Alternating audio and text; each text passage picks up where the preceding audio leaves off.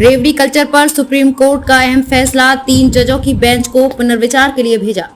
रेवड़ी कल्चर पर supreme court का बड़ा फैसला आया है। कोर्ट ने 3 जजों की बेंच के पास मामला भेज दिया है। इससे पहले सुप्रीम कोर्ट ने मुफ्त रेवड़ियों को गंभीर मुद्दा बताते हुए इस पर व्यापक विचार विमर्श पर जोर दिया था। रेवड़ी कल्चर पर सुप्रीम कोर्ट का अहम फैसला आया है। कोर्ट ने 3 जजों की बेंच के पास मामला भेज दिया। सुप्रीम कोर्ट ने चुनाव में मुफ्त सुविधाओं के वादे के मामले को पुनर्विचार के लिए भेज दिया है।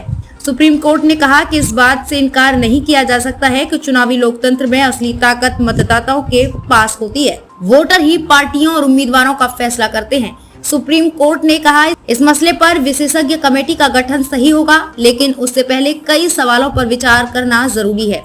2013 के सुब्रमण्यम बालाजी फैसले की समीक्षा भी जरूरी है। ये मामला 3 जजों की विशेष बेंच को सौंप रहे हैं। इस मामले में 2 हफ्ते बाद सुनवाई होगी। सुप्रीम कोर्ट के वकील अश्विनी कुमार उपाध्याय द्वारा दायर एक जनहित याचिका पर अदालत का ये फैसला आया है।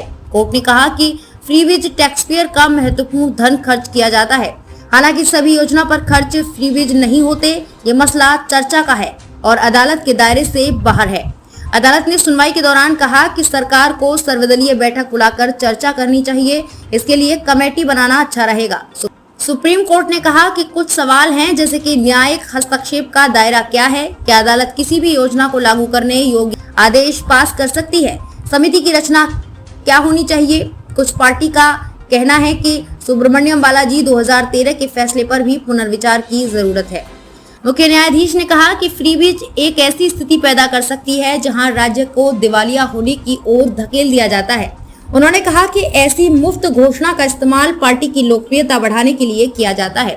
ये राज्य को वास्तविक उपाय करने से वंचित करता है। सुप्रीम कोर्ट ने कहा कि निर्वाचन लोकतंत्र में निर्वाचक मंडल के पास सच्ची शक्ति है।